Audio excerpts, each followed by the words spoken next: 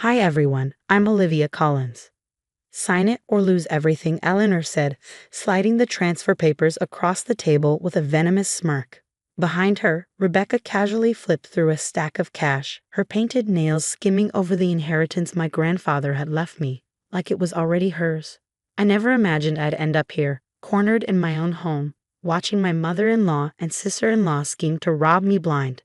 The inheritance wasn't theirs to touch. It wasn't even Thomas's. It was mine. Grandpa Jack left it to me, his little owl, because he trusted me to protect what he had built after my parents died. Eleanor's voice sliced through my spiraling thoughts. This can go smoothly, Olivia, or it can go very badly, for you and Thomas. Her manicured fingers tapped a rhythm on the polished mahogany, a sound that had grated on my nerves for years. I forced myself to keep calm, my eyes flicking to the documents. This wasn't just $2.8 million. It was my future, my independence. I don't understand, I said evenly. Why do you think you're entitled to this? Grandpa Jack left this to me. Rebecca scoffed, her laugh sharp and cruel. Oh, don't play innocent.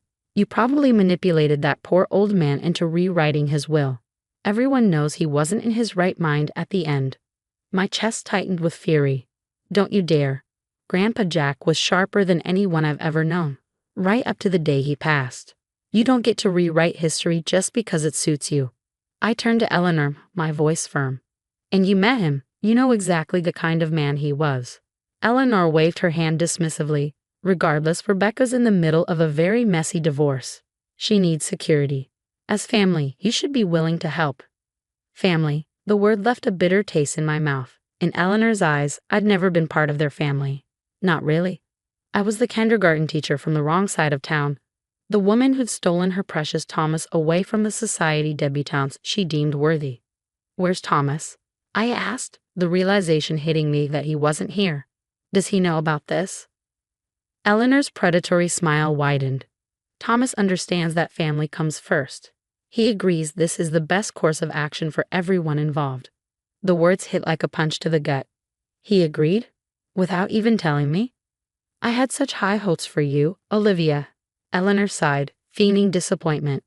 But your refusal to support Rebecca in her time of need proves what I've always suspected.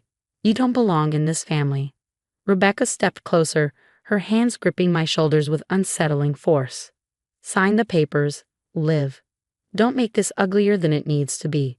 I stared at the documents, Eleanor's smug face blurring as anger and betrayal clouded my vision. This wasn't just greed. It was control. Eleanor had spent years trying to undermine me, and now she thought she found the perfect way to force me out for good. And if I refuse? I asked quietly, already anticipating the answer. Eleanor leaned in, her voice a conspiratorial whisper. Then I'll have no choice but to share some interesting discoveries about your teaching credentials. It would be ashamed if the school board received an anonymous tip. My head snapped up. That's a lie. My credentials are flawless. I earned every inch of my degree. Perhaps, she replied, her tone syrupy sweet. But in the digital age, it's so easy to create discrepancies.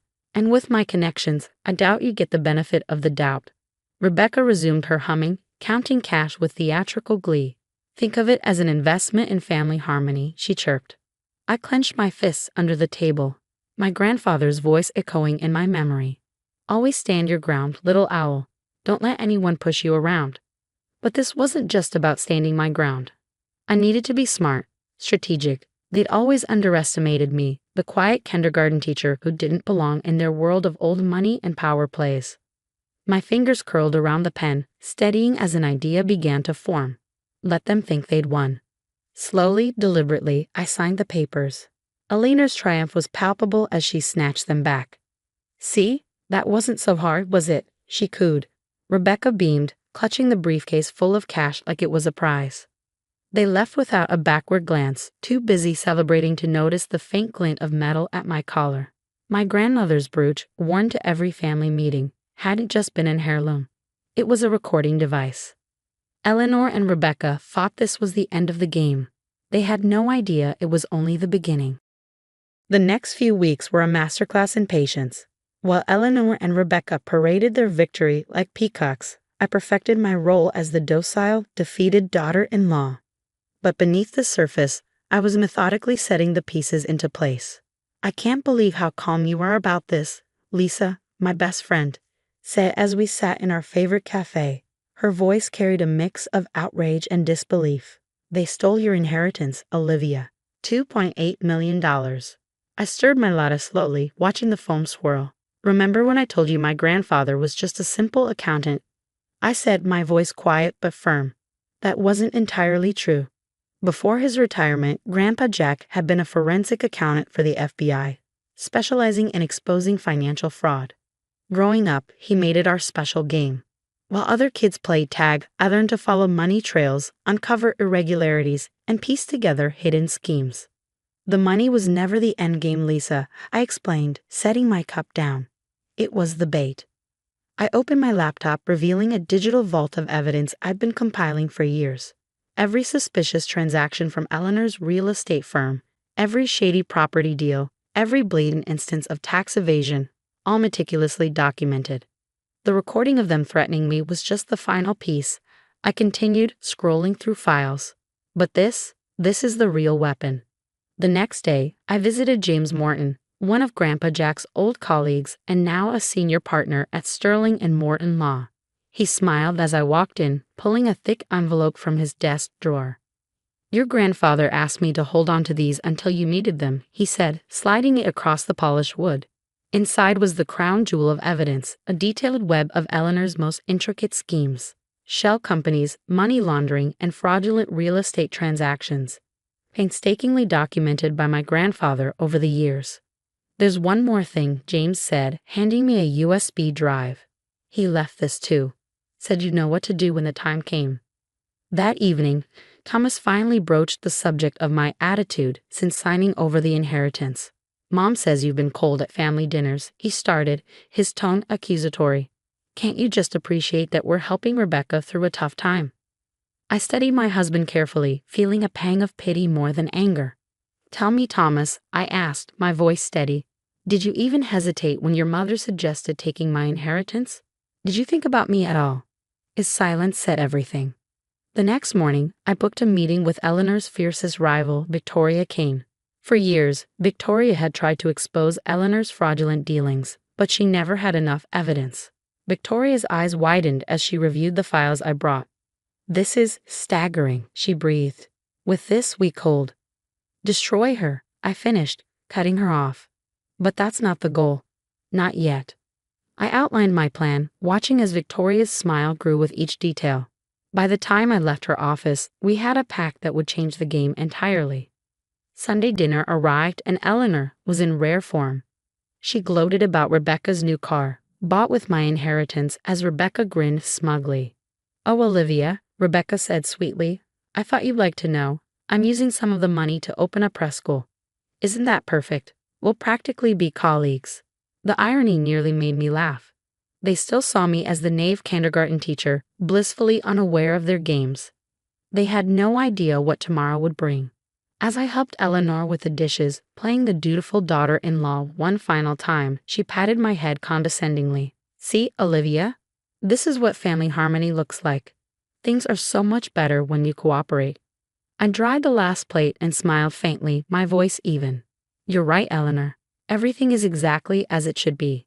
Walking home that night, I checked my phone. A message from Victoria awaited. Everything's ready. Operation Karma starts tomorrow. I thought of Grandpa Jack, his words echoing in my mind. The best revenge is letting them think they've won, until the moment they realize they've lost everything. Tomorrow, Eleanor and Rebecca would finally learn who I truly was, not just a kindergarten teacher, but my grandfather's there in every way that mattered. I typed one word back to Victoria: begin. Monday morning arrived with thunderclouds, an omen, perhaps, for what was about to unfold. I sat in Victoria Kane's office, eyes fixed on the screens as our carefully laid plan came to life. Channel 7 news breaking story. Major fraud investigation launched into Collins' real estate empire. The anchor announced. Anonymous sources have provided evidence of extensive money laundering and tax evasion. My phone lit up with notifications. Thomas's name appeared 6 times in a row. I ignored every call. They've arrived, Victoria said, nodding toward the security feed.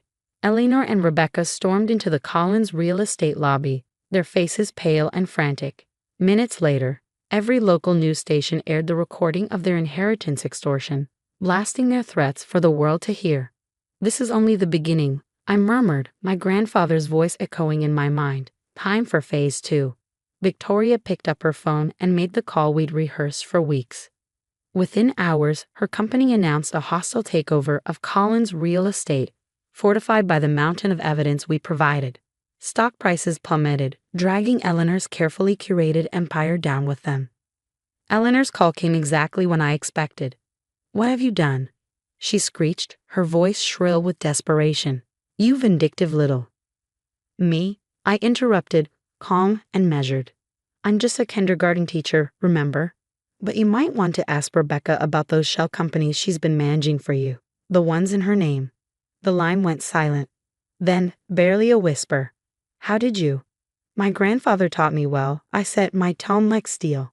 "And as for the inheritance you coerced me into signing over, it's being returned with interest. Fraud under duress doesn't hold up well in court, especially with recorded proof." Rebecca's meltdown on social media was almost theatrical. "You ruined everything," she raged in a post. "We were trying to help you fit in." I replied with a single line, "Karma sends her regards." By evening, Thomas came storming into the house, waving papers. "The company's gone. Mom's being investigated." "What did you do?" I handed him a manila envelope. "Divorce papers." I figured while the lawyers were already busy, we might as well make it official. His face crumpled. But I love you." "No, Thomas," I said, my voice cold. "You loved having someone your mother could control. That person doesn't exist anymore." The aftermath was swift. Eleanor's empire crumbled in weeks. Rebecca's divorce settlement was reopened when her fraudulent finances were exposed. And Thomas? He learned too late what it meant to bet on the wrong team. 6 months later, I stood in my new office at Kane and Collins Real Estate. Victoria's insistence on the partnership had been non-negotiable. Above my desk hung 2 frames, my grandfather's photo and my teaching degree. I still kept my kindergarten job. Some battles were worth fighting, but so were the simple joys.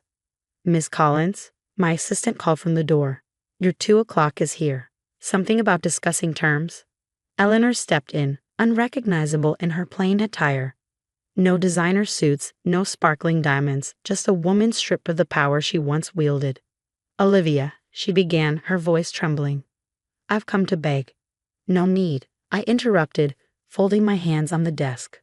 "The terms are simple. Admit everything, return every penny you stole, and I'll ensure you avoid jail time." I smiled, the same smile she once used to dismiss me. After all, isn't that what family does? Help each other. She flinched, hearing her own words turned back on her. Later that evening, I placed a bouquet of flowers on my grandfather's grave. The cool breeze carried a sense of closure. "You were right, Grandpa," I whispered. "Sometimes karma needs a little help." As I stood, my phone buzzed with a message from Victoria, another merger opportunity. My new life called, full of potential and promise. Eleanor and Rebecca thought they were stealing an inheritance. Instead, they gave me something far more valuable. The push to become the person I was always meant to be. They say karma finds everyone eventually, but sometimes she needs someone to open the door and show her where to strike.